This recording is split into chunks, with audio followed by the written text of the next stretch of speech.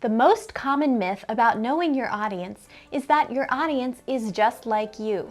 But there are other pitfalls to avoid when trying to adapt your message to your audience.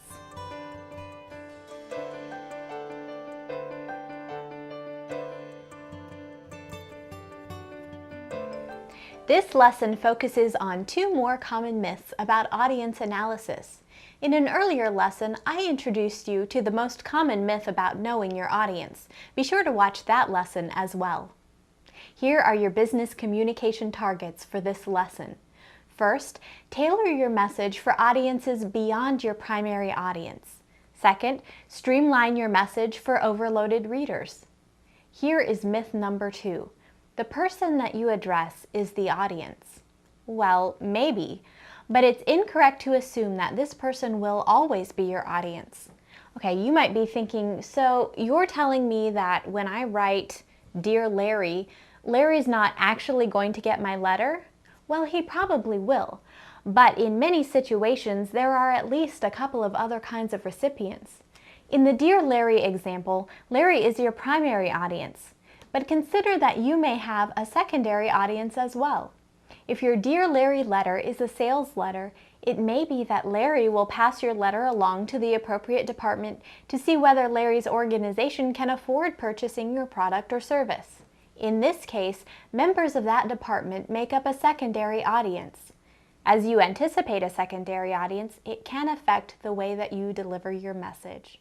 Perhaps you'll be more likely to remove that reference to Larry's golfing skills and take on a more formal tone. In addition to a primary audience and a secondary audience, you might also have a gatekeeper.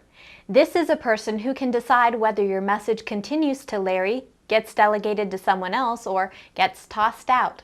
Perhaps Larry has an administrative assistant who has the job of filtering all of his mail.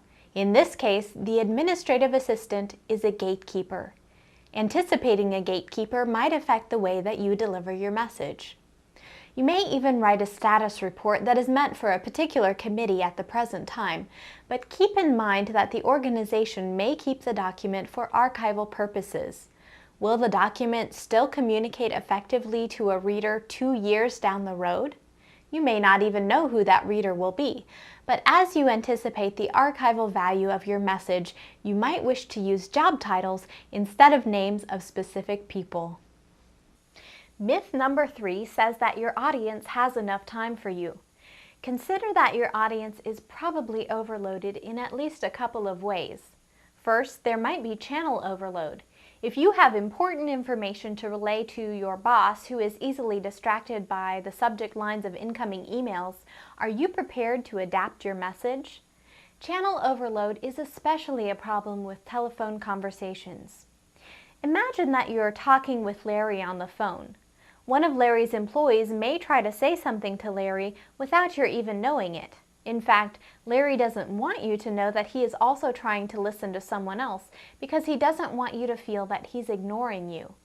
Because Larry was trying to be considerate to both you and his employee, he missed vital information that you were sharing, and you don't even know that he missed it.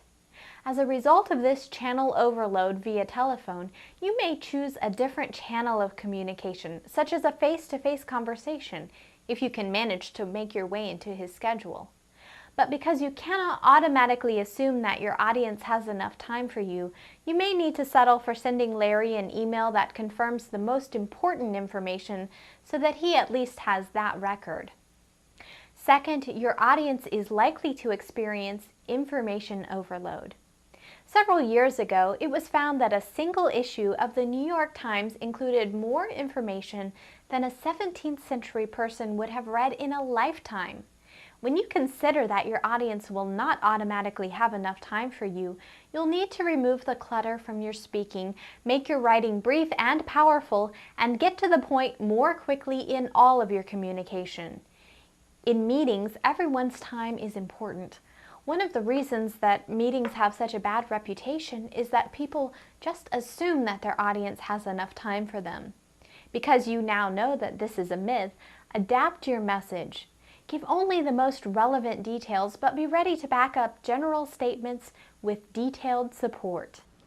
Knowing your audience is not something that you'll master after just a couple of quick lessons.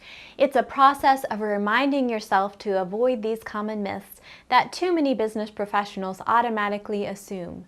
But as you develop your skill of knowing your audience, you will show yourself to be a more empathetic and effective communicator.